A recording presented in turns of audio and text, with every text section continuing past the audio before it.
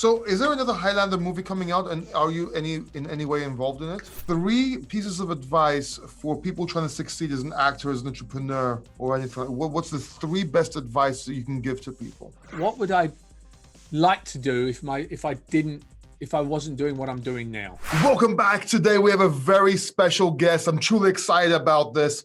We have Adrian Paul, aka the Highlander, to talk about entrepreneurship, to talk about success, to talk about what it takes to succeed as an entrepreneur and also in the acting industry. Adrian, thank you so much for doing this. I really appreciate it. Hello. How are we doing this morning? You're in Greece, I take it. Yes, Greece, very hot, but fortunately I have an air conditioning in here.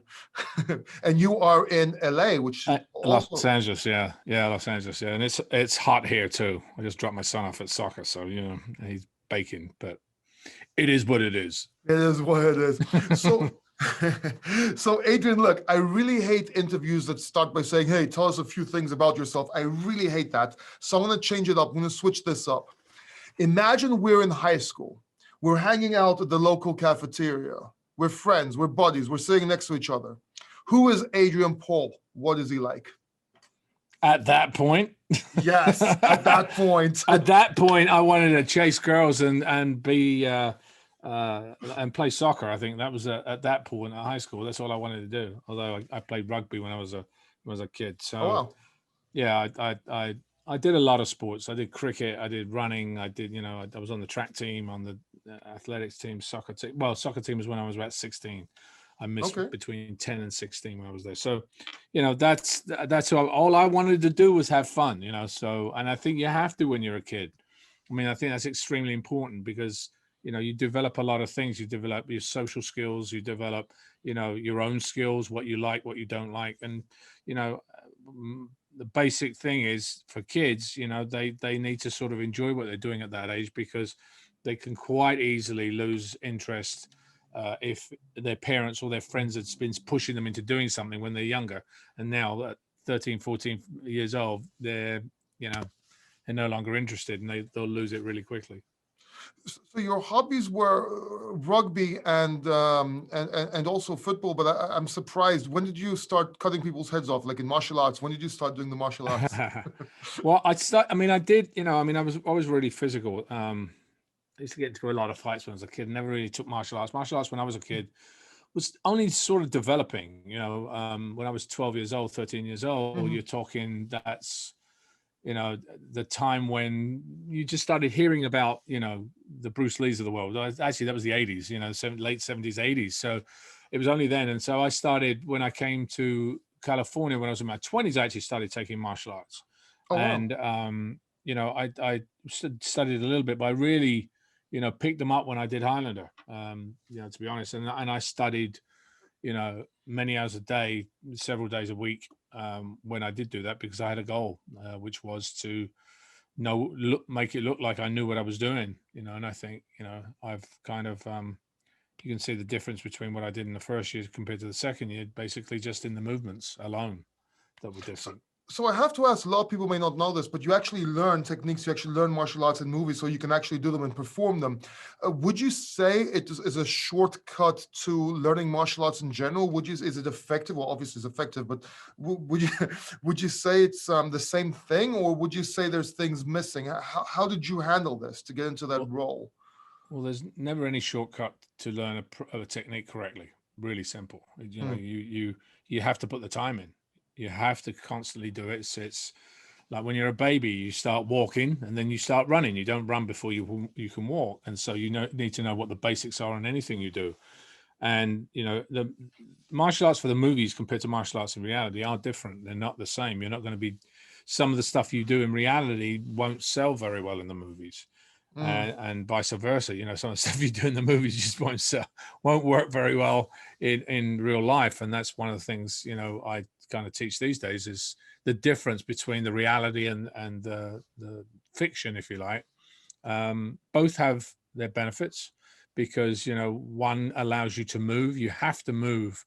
You see, in film, you have a fight which lasts a long time, right? Yeah, and most of the time in a real fight, it doesn't last that long, especially with weapons. You really, one or two cuts, you've had it, So what it teaches you in the movies is really the movement and how to get in and out of situations, so that when you do get into a real life situation, your body moves very quickly. You know, and I found that. And again, I thought it was also really good cardiovascular training, etc., to do that constantly over and over again. So you get to learn moves and you get to practice them in that aspect. But then you got to also understand that, you know, you wouldn't necessarily do a spinning kick, because spinning kicks or high kicks, the high kicks are most of the time aren't as effective as ones below the waist. Yeah, plus they have less strength. I think it's 30%, while it's lower is 70%, or if I remember correctly from my kickboxing days. Yeah, I mean, you know, I mean, a lot of the time, if you're up above and you're doing something up above, you really can't see that quick sweep or that quick jab to the knee or to the thigh or to the ankle that somebody does from below. Doesn't say that spinning kicks are not effective. They are, but your timing has to be impeccable when you do it, because if somebody sees it coming, they can sideswipe it and then they've got the advantage. So, you know, it really depends on the situation. That's one of the things I learned when I was doing sword fighting. A teacher of mine, Bob Anderson, was very instrumental in, you know, forming my ideology, if you like, on how to put together a fight in choreography. And he said, you know, your situation, and this was the same as my martial art teacher said, your situation dictates your action. So I said to my martial art teacher one time, what do you think is your most dangerous move? And he said this. He put his hand out and just put like a push. And I said, well, what do you mean? He said, well, if I'm on top of a building, that's definitely my most dangerous move. He said, it really depends on where you are. You can't just say, well, I'm going to do this technique and it'll work. Somebody might counter that. You might be against a wall. You might be in a river. You might, you know, so you have to adapt. So you actually teach martial arts. People can actually take. We're going to talk more about that in a little bit. Let's go back to high school real quick, because we're hanging out again. Obviously, we're chasing the girls. Naturally, I get the better ones. But my question is, what happened after, like before your acting career? What were you doing in your life? I had no clue what I wanted to do. I mean, my soccer career, which is what I wanted to go, I was kind of doing it kind of semi-professionally, not really. And so I was like, I don't know but I need a job, you know. And this is one of the things I tell my kids is that it doesn't matter how good you are as a sportsman, you need a backup in real life to fall back to. Even if it's, you know, suddenly you make a lot of money playing soccer, you got to know where to put it. You got to know what to do with it, right? So this is what I'm telling them. So I went and worked in a bank. I actually worked as a bank teller when I first left school. And at nights, to make up the money, because it wasn't great pay, I would be working in a restaurant from 5 o'clock in the afternoon to 2 o'clock in the morning. And I'd get back at 3, 4 days a week. And I'd be, well, 3 days a week, I think it was. And then I go to work at 9 o'clock the next morning. So, you know, it was grueling when you're 18, 19 years old. You know, it's a grueling thing to do, but you're earning money. You're getting to do the things you want to do with that money you're able to earn. And it teaches you, you know, discipline. So, you know, I did that. And then I obviously had a girlfriend at the time. And she put me in a competition of my boyfriend could be a male model. And I had no clue she did it. And I was like, what have you done? She goes, yeah, they want to talk to you. I'm like, okay, great. That's good. What on earth is this? So I went and talked to them and I won the competition, but I'd never won anything in my life before, you know. So, and the reward was a spread in their magazine. It was called Company Magazine, and the introduction to an agency, which I got introduced to. They took me on. I did stuff, and then I started modeling, and I started doing. Then I started getting into fashion shows, which was more movement, which was more what I liked. And it kind of took me away from what I was doing before. I mean, I stopped doing the modeling. I stopped doing the bank work. I kind of did both, and then when modeling and then the catwalk scene, if you like, started paying me my rent and more, I stopped doing the other one, and then that took me to, you know, learning choreography and starting to dance, and then I started dancing, and you know, my very first catwalk that I ever did was in front of, I think it was Princess Anne or Princess Margaret. It was a Oh, wow. charity ball, and I was scared absolutely out of my wits because I'd never done anything like this before. You know, I'm like, what am I doing here? You know, they're like, yeah, it was a replacement for the last minute type of thing. So I had this, remember having this shirt on that was like a satin silk shirt, whatever, see-through thing, and a jacket which was lined with satin. And so they said, put it on, just walk to the end of the catwalk and come back. Well, I'm so petrified. I put this jacket on, I'm basically hardly moving, and I'm walking down the catwalk and this jacket is falling down my shoulders. But I don't think about, I'll just pull it up. Yeah. I'm like, oh, it's falling down. It's falling down. Oh my God. And the lights are there and the people are there and the cameras are flashing and all that. And I get to the end of the catwalk, it's halfway down my shoulder. So I've put it up and I wiggled my butt literally right in Princess Anne's face. So I got known after that as the butt. I mean, that was, you know, that's it. The secret of success is right there. It's all in the butt movement. That's it. Right there. It's in the butt movement, man. It's like right place, right time, and move that butt. Exactly. So, you know, so that then I started doing, you know, catwalks. I did more, and I started doing a little bit of choreography, and I got introduced to some people in Paris. When I went over to Paris, a friend of a friend kind of said, "Oh, I'm doing this rehearsal for this group that travels. They do traveling shows across Europe." And I said, "Okay, I'll let me go see." And I was interested. I'd heard about them, and I got there, and he wasn't there. And they said, "Well, did you come for the audition?" I went, "No, I'm just here to see a friend."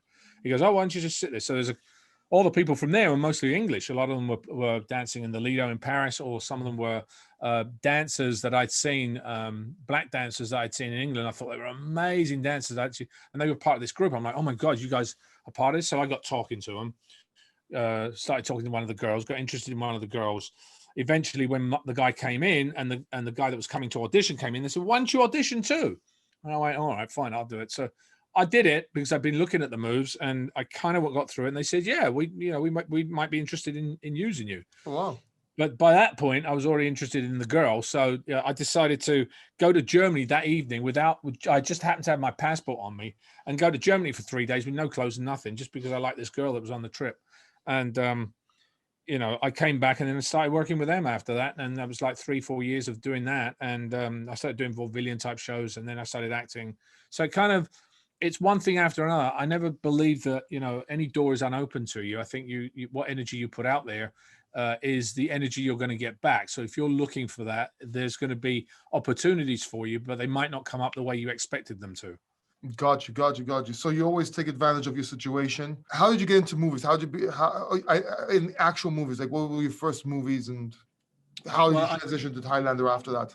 I did, you know, I'd done small, like, production in England. I sort of a little bit of study, nothing really. It wasn't anything really. And I got to Los Angeles. A friend of mine who he'd been a model I'd met in Milan, nice guy. He said, and I'd taken him over to England. He came over to England, watched the Wimbledon, and met all my buddies and all that, and came. And he was saying, and then another friend was saying, "Oh, why don't you come to America? Come to LA, because you know, it's a great place, and I've got a place there." And I'm like, "Okay, fine." I've been to New York before once on a job, and I'd studied a little bit in New York at the time, and but then I got to Los Angeles, and back in the early 80s, 1984, actually, April 1984. I remember that date because it was the day I actually took title to the apartment I bought in England and never really lived in it.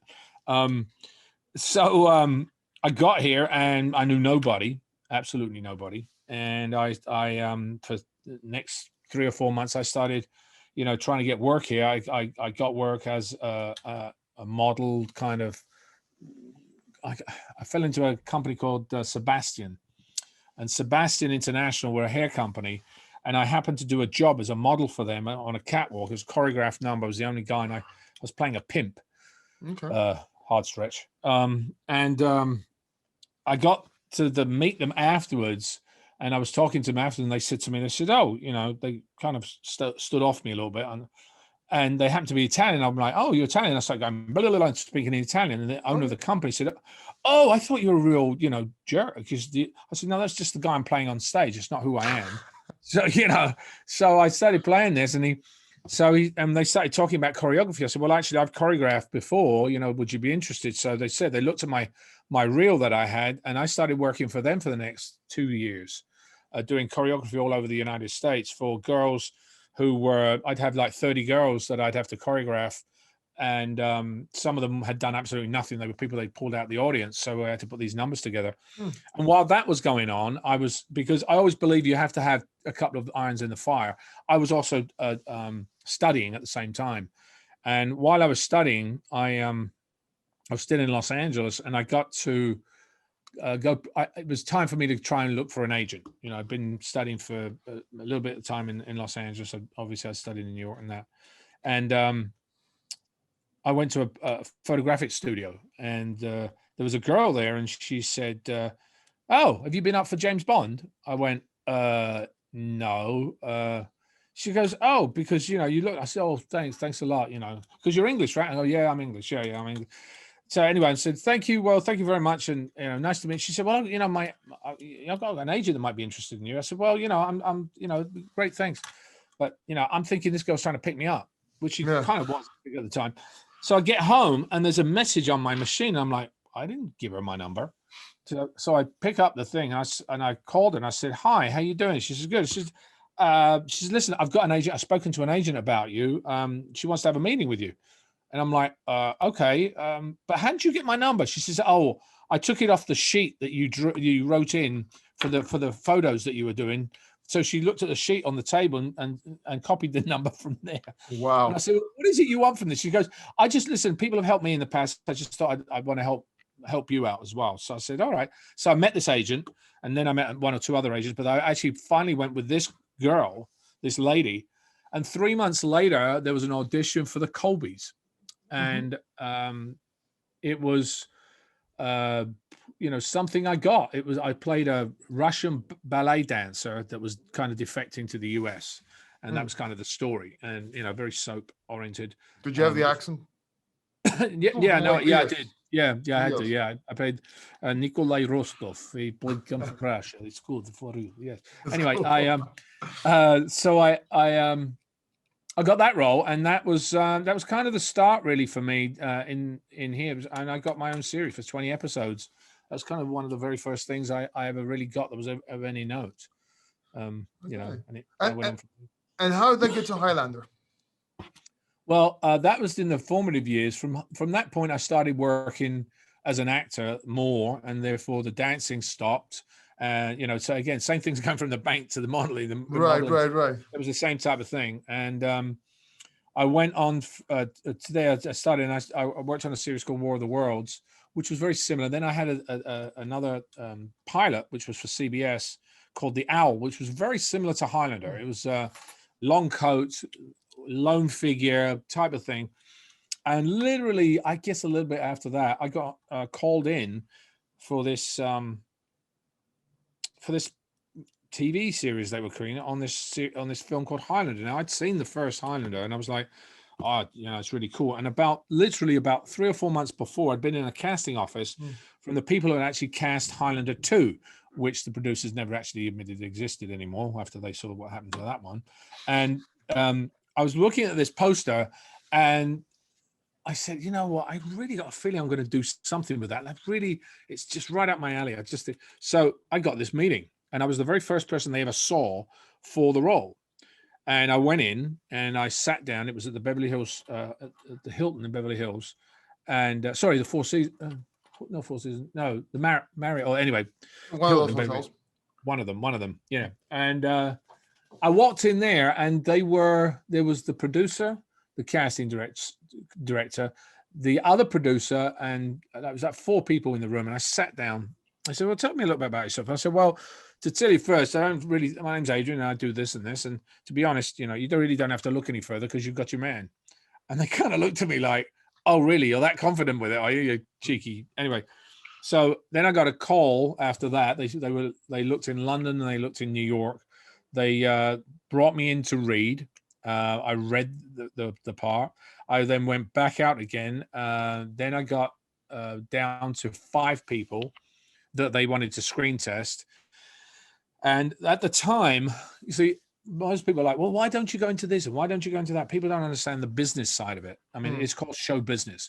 And at the time, Highlander was actually governed or was part of 5 different countries. It was Japan, Germany, France, United States, and Italy. And so at that time, everybody had a decision as to who the Highlander was going to be. So these 5 guys that went up for the screen test, we went up there, we did the screen test. 3 weeks later, I'm still got nothing. And usually after about a week, you're going to get something. Well, we're interested with it. but there was nothing. And literally about 3 weeks later, I was really disappointed because I thought I was going to get this. And I was at the gym with my training at the gym, and I remember looking at my trainer at the time, and I looked across the street and there was a Mercedes. I said, you know what, if I'd gotten this series, I could have probably afforded that car. And I went home, and my fiance then, who then was soon to become my ex-wife, then said, you got it. And I said, got what? She said, Highlander. And I couldn't believe it because my agent 3 days before had said to me, it's probably over and gone. I'm going to leave my assistant here, but I'm going on vacation. So I get the job, and they said, oh, and you're leaving on Monday. And this was like Thursday. Oh, wow. I was like literally leaving in like a few days. As luck would have it, Christophe Lambert was going to come in to actually reprise his role, which was great because originally I was supposed to play Connor McLeod, not Duncan McLeod, which I was really fearful of because I'd already done War of the Worlds were coming in to replace a character. I'd done another series where that had kind of happened as well, and it's never good. Fans don't take well to change a lot of the time. They always kind of invested in the characters they've already invested in, and so they relate. But, they relate to it, and so I was actually lucky to get another name, and so we went through a few names, and Duncan became the name that was chosen. Cool, that's awesome. So you got the role of Highlander. You started cutting people's heads off. You were the only one left. You won. What happened after? Well, I didn't exactly win. I mean, because like in Highlander, there can be only one, but there's always another around the corner. It's like they keep popping up. I haven't seen any since though. Well, since the first film, there was the second film, then there was the series, and in the end of the series, I walked out into a uncertain future type of thing. Then came into Endgame, where I then became the one with Christophe Lambert. Then we did the Source, which really didn't go that well. I thought, it had a great premise, but again, I think the problem was that management got involved. And the way they'd sold it and the way they actually created the script and they'd done the whole thing, it was I think they went the wrong direction with it in a sense. And then Bill Panzer, the producer, also had a fall where he broke his neck and had to have emergency operations. So when we got to Lithuania, he was there for like a very short period because he was recuperating still. And then he left, and there was no real producer on set except the line producer and myself. And to tell a director, I was kind of in between. Am I the director? Am I the actor? Or am I the producer on this? I was exec producer, not a producer. And so, I did take over portions of it because the other producer who was in LA, who was more the business side of the relationship, was saying to me, we can shoot this scene. I said, this scene is unshootable. You can't shoot this in the time you've got. No, we've got this. I said, you're not going to shoot it. Yes, we can do it. Okay, fine. So we go to shoot, and of course we don't shoot it because I've done fast stuff. That's part of my background is doing things quickly. On TV, you don't get the luxury that you do in film. You don't get the rehearsals. I know how long it can take to shoot an action. I directed before. I spent 5 years doing this.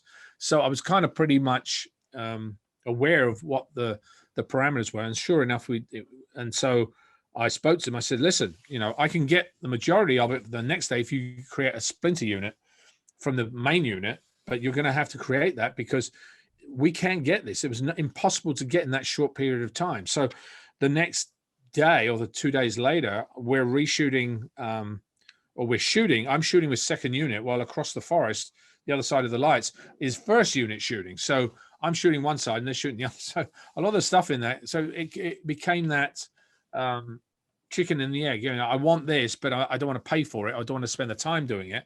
And it's you either have to pay or put the time in. You can't have both. Yeah. So anyway, so that's what happened with that. Yeah. So is there another Highlander movie coming out, and are you in any way involved in it? Yes and no are the answers to that. Short answers. Yeah, there is another one from what I hear. Very Russian, like let's see it. That's it. It's been several years they've been trying to bring a Highlander movie out. I hear now they have a new lead, but they haven't said he's the actual lead yet. But they're supposed to be bringing it out, and then if they do that, they may bring a series out, because I think it will revamp everything. But I'm not involved. They're redoing the first film. I haven't seen the script. I heard it's pretty good. They have a good director on it. The guy that directed John Wick. I think he's still involved. And they've so they now they've got some chance of actually having it made. But who knows what's going to happen. So what do you do now? What are you involved in right now? Well, I'm still acting, but I'm also producing. I've got my production company in Europe. We're just in the process of finalizing some very big things. I mean, obviously, as you possibly are well aware, when you never count your chickens before they're hatched, and it's only when the money's in the bank does anything actually go through. I mean, this is a very large deal that we've got, but it's there are issues always until it gets to the final stage, final hurdle. So I have that production company. I handle that. I also have my sword experience, which is the company I started about 5 years ago, which I can't believe it's 5 years now, where I take, it's called the Sword Experience. And the idea was to take people to interesting locations and teach them a choreographed fight, which has now ended up in now having different structures, from an academy to retreats and all this, where we actually write a script, and you can be part of that script as one of the roles. So we teach the choreography, we teach the safety aspects. You work with partner, we set a script together and we shoot it. And I get to shoot 6 hours it takes me to shoot this thing, which is like a breakneck speed to do it. But we've gotten some really fun little things for people to take home. And it's I've got my retreat coming up in December that we've just launched. It's already about 40% full, so which is great. And in December, not did I say September, December, I think I said. Anyway, but that's in Mexico. So so we have different stuff, and so it's a business, and it's something that is growing, and it seems to be doing well. Again, it's like anything. You find a business and then it kind of adjusts slightly, and you find a better avenue, or you get rid of the stuff that doesn't work and stuff that does. I mean, it's kind of that situation. 20% of what you do is 80% of what it brings in, or something like that, right? Correct. Yeah, that's it. Yeah. I mean, so let's get a little bit into entrepreneurship and success questions, because this is an entrepreneurship and success channel. And my first question is, what does it actually take to succeed as an entrepreneur? Because you are an entrepreneur, but also an actor. Is it the same thing, or is it different? What does it actually take? No, it's different and similar to a point. I think as an entrepreneur, you have to be open to new challenges. I think you have ideas that come out, and then you've got to go, well, can I actually make that happen? Do I have the connections to make that happen? And if you don't, find them. As an actor, that's a similar thing, because when you're first starting, you've got to sort of connect in the community. You've got to be around that community, because somebody says something that then leads you to another spot, that then you go somewhere else and you meet somebody. So I think the same thing applies with entrepreneurs. You put yourself in the world that you're trying to explore, and then certain opportunities, like I said before, you actually put your energy out there to actually let that happen. And then information will come to you that you have a decision to make on, if it's the best direction you want to take. Got you. You keep on mentioning put your energy out there. Is this something, do you believe in that, like putting your energy out there and you get rewarded by the universe? It's sort of the secret, or do you have your own philosophy on that? No, I kind of believe that. I kind of believe that there is a, if you're a bad person, bad stuff's going to happen to you. I think that's just simple. I mean, no good stuff is going to happen. If you're a good person, bad stuff can happen, but you could have good things happen to you as well. I think, you really sort of have to sort of decide yourself. Let me put it like this. As a kid, what was your dream? I had a few dreams. Okay. What was the thing you wanted to be most as a kid? Man. What did you want to be when you were a kid? I don't think I really knew. I think maybe police. Okay, so police officer. We're very rich after I got a little older. Okay, so So, but you wanted to be a police officer, right? And that's your dream when you were a kid. But Well, along the way, okay. So what? Go on. that was well, that was very. I think it was acting, actually, acting, singing, stuff like that. But it was police work involved. I don't know. It was kind of. I'm a mess when I was a kid. So When you were a kid, okay. But you had some sort of idea yeah, that you had. But along the way to get to do that, other things came to you. You had yeah, to make a decision about, okay, I've now got no money and I'm going to be given this job. Do I go and explore the acting and stuff with no money, or do I get this job where I can make some money? At that point, you have a decision to make, and that happens along the entire path yeah, that you have. Sometimes, if you have a clear vision as to what you want, then that path will be. It'll have slight different shoots off of it to get to it. yeah. But other than that, you might fall into something that you like better because you put the energy out there to go that way, and the information's come back, and now you have the decision to make from that point, from those things that have come to you. So that's what I think it is. It's our lives. I know a lot of people don't have the opportunity to say, you know, I had a bad, you know, I've had this, I've had that, I've had a terrible time, but yet you have, yes. But some people also have the ability to say, that's not going to stop me from doing X. I'm going to be able to accomplish this. So later on in life, the decisions you make are who you are. No, I agree. I can agree with that. And if you want to, throughout my life, everything I wanted to become, I wanted to become an MC. I became an MC. I wanted to work with Public Enemy. I worked with DJ Lord from Public Enemy, hanged out with him and so on, met all these artists. I wanted to become an entrepreneur. I did. I wanted a nightclub. I said, I'm going to buy that nightclub one day. I was a bouncer at it. I bought it. So yes, and you know, wanted to work in companies. I wanted to be a director. I did it, music director. Then I did acting a little bit, and everything I wanted to do, I did. It's very true. Even business, even now, what I'm doing is not just about the YouTube channel. I manage companies and so on. I'm an author, and I did this through some of the biggest pains. I mean, you know this. I went through cancer twice. This is the second time I'm fighting cancer right now as we speak. On chemotherapy pills that just came out. My mother died of cancer. My sister died of cancer. Short between. My dad is right now, as we speak, in hospital fighting.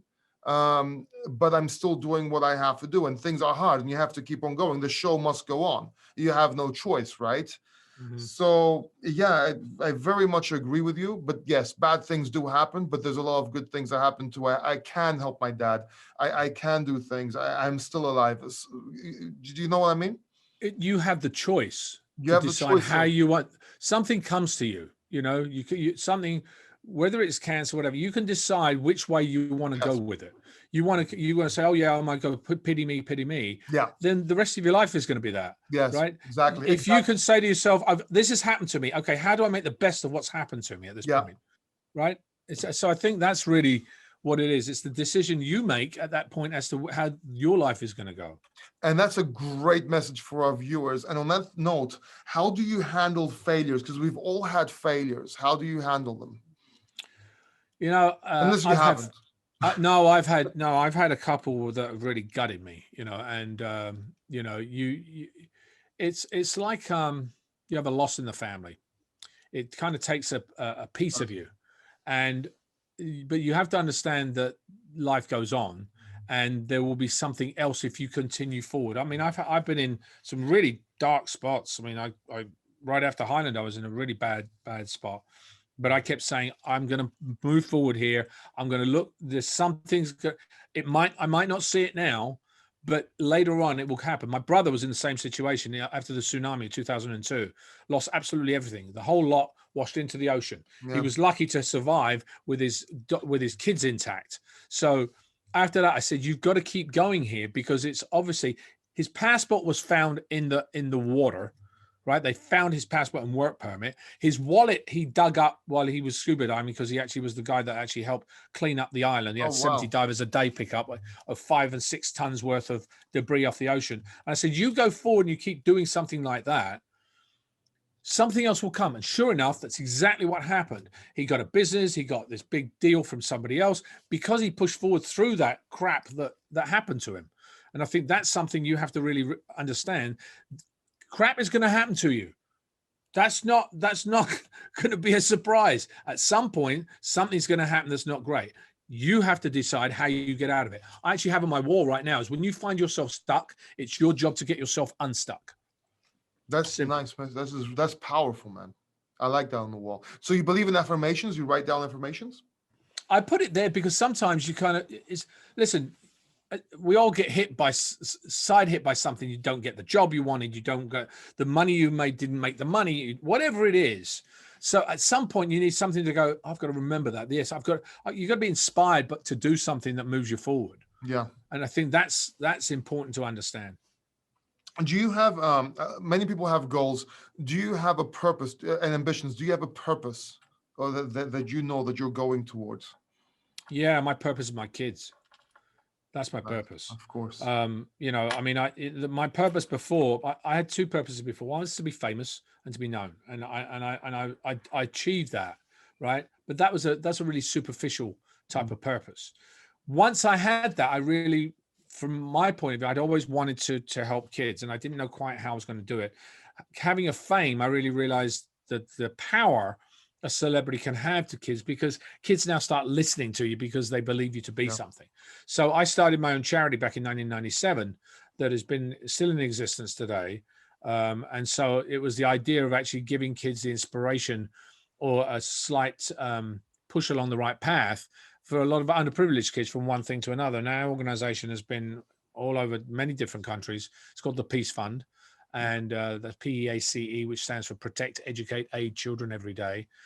And we started that, and we've been in Guatemala, we've been in Cambodia, Thailand, Romania, Hungary, United States, Dominican Republic. We've been a lot of different places where we've teamed up with other organizations and done small things. But you know, you just don't know if you help that one kid. It might be that one kid that does this great thing that you've now been able to put on the right path. I don't know what kids I've helped. I do, but I don't know what that repercussion has been. And I kind of feel that when you get given something in that sense, you're helped by people, the generosity from others really affects you. And I've seen that in many of the charities that I've interviewed. The people that go there to volunteer find themselves engaged in that organization, and finally sometimes becoming the chief running officer of that organization because they're so affected by what's happened. Charity work is nothing. It has nothing to do with you giving to somebody else. It actually affects you more, because when you start doing it, your soul is affected, and that changes the way that you react to other people. That is great. That is very, very powerful. So do you have any hobbies and morning rituals? Like, do you do something every day that's like a morning ritual to you? Could be anything. Nah, not really. I get up, I get dressed, I have a shower, I get dressed. Usually my morning ritual is taking my kids somewhere. That's like taking them to soccer, or taking them to dance, or taking them to martial arts, or to tennis, or to wherever they're going to go. Usually I'm the one that takes them in the morning, or to school, of course. And my wife picks them up because, you know, we've got a baby now. So, you know, it's a little harder now to do that. But I don't really have any morning rituals. I'm so varied in the things I do that, you know, I don't do it. I mean, no. What do you think of this advice going around the high school? Okay, I've never finished high school. I'm sure there's some people never finished high school that have done things in their life, but there's a lot of self-help gurus which just suggest to everybody to get out of school. They don't need school and stuff. What's your opinion on that? I'm in two minds on that, in a sense. I think you know, the fact of schools is that it teaches you a discipline of learning.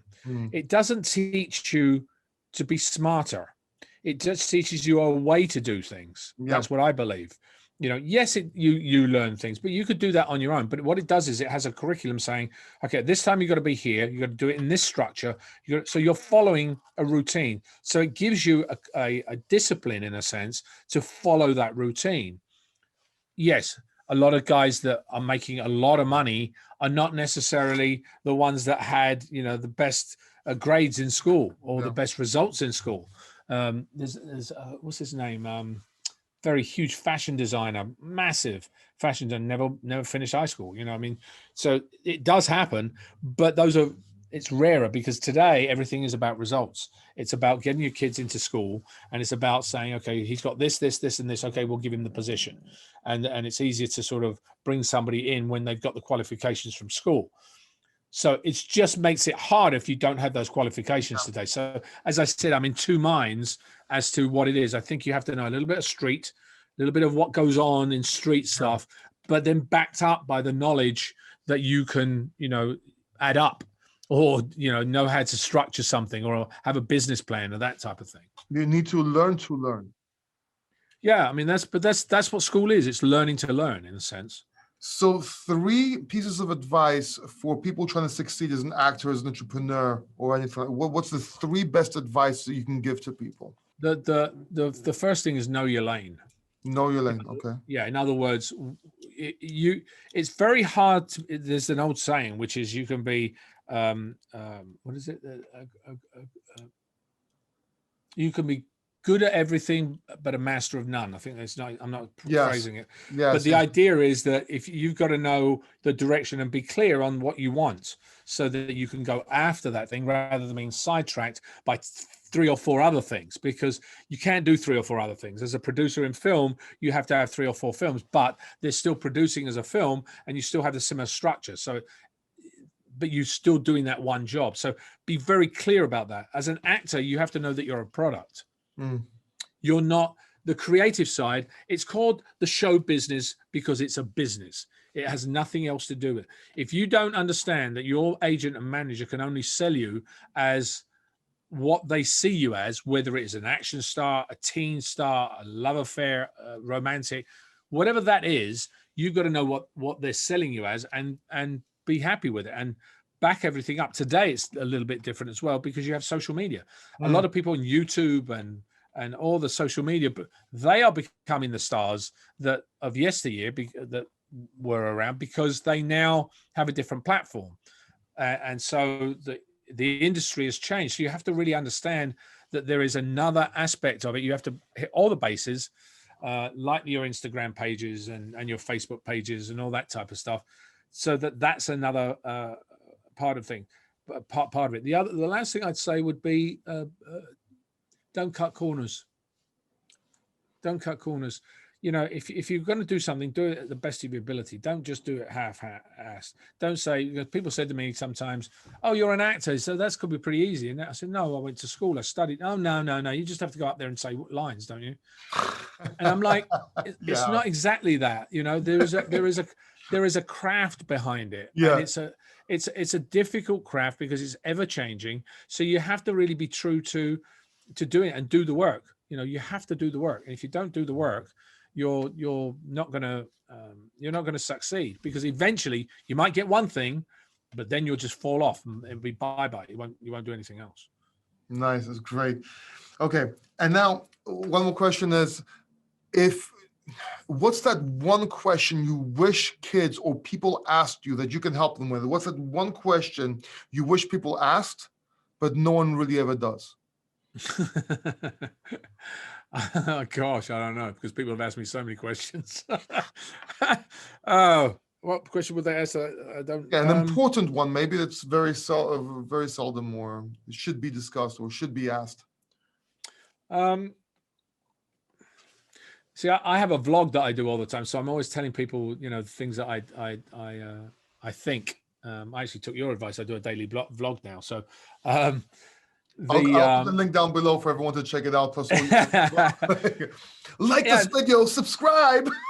Exactly. Exactly. What people ask me? I don't know. To be honest, I've been asked so many different questions about my life, and sometimes repetitively the same things. I'm a private person, so what I want somebody to ask me and what I want to offer up as information is not exactly, I meant advice that you could help people. I didn't mean, it doesn't have to be personal. It could be anything. Yeah. Gosh, I don't know. I mean, I really don't know. I mean, I guess what would I like to do if I wasn't doing what I'm doing now? What would you like to do if you weren't doing what you were doing? I'd like to be alone on an island somewhere with studying martial arts and being meditative. That's what I'd like to do, or on a mountain. That's kind of you know, I've always thought about that Zen life, but then Yeah. the other part of me is like, no, you wouldn't be able to hold that for like, you know, more than a year or two, because, you know, you need socialization. Sometimes I don't like most people. I'll be totally honest with you. I think people are they're just unfortunate sometimes, some of the things people do. And, you know, being around large groups of people is not my thing. Mm. And, people say, well, you should be in the movie industry, going to the parties and that. And parties were never my thing. You know, I might have been a bigger actor if, you know, I'd hung around those people and knew all those people. But I just, I was kind of shy as a kid, and I just didn't. So, you know, but I'm happy with what I've got. That's amazing. And you also, you're into cryptocurrency. I know you like cryptocurrency, but don't answer. I got a few questions for you for that. But for people to see that, they have to check out the video that I'm going to link down below on my other channel, The Crypto Factor, because I'm going to talk to you about crypto. I'm going to ask you about crypto and see how into cryptocurrency or Bitcoin you are in. Does that sound fair? Sure. Yeah. Thank you, Adrian. Thank you so much for this. I've learned a lot. I think it's great advice. And I ask you guys to check out his links. They're in the description down below. But if you want to know what he does with crypto, with Bitcoin, and what his views are, check it out. There's also a link down below, and I'll see you there. And we will see you there. Thank you. See you.